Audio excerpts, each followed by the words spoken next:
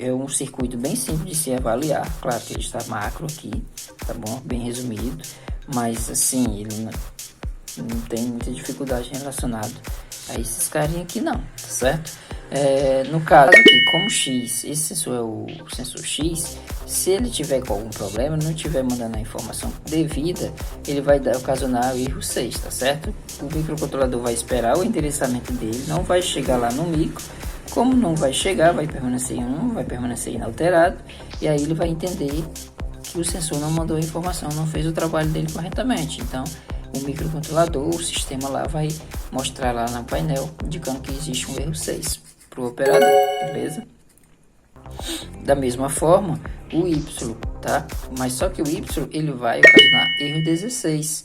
Porém, caso você se depare com o erro 16, você teria que avaliar o circuito e o sensor que é controlado pelo motor, tá certo?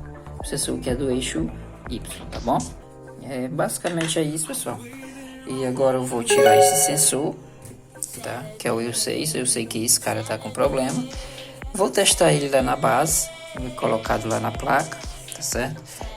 Comparar o sensor Y e o sensor X e ver o funcionamento deles, tá certo?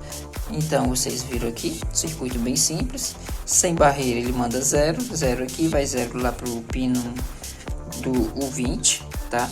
E aí ele vai mandar um endereçamento aqui, beleza? Vocês entenderam esse circuito, pessoal, tá?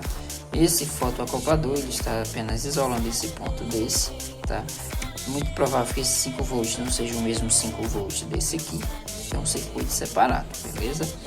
E se tem mais alguma coisa, no caso, pessoal, como erro 36, pessoal, é quando ambos os sensores não mandam nenhuma informação, tá certo?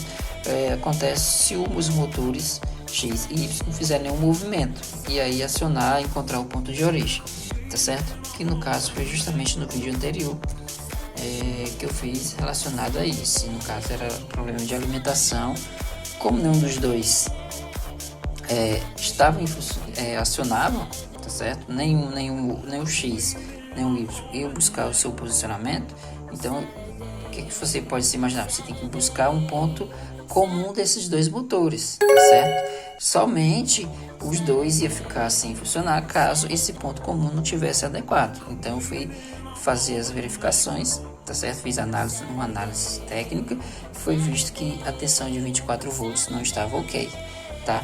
E essa tensão de 24 volts também geraria uma tensão de 15 volts. E como 24 volts estava alterado, 15 volts consequentemente também não estava em funcionamento, e sendo suficiente para que o circuito e os motores não funcionassem, beleza? É isso aí, pessoal.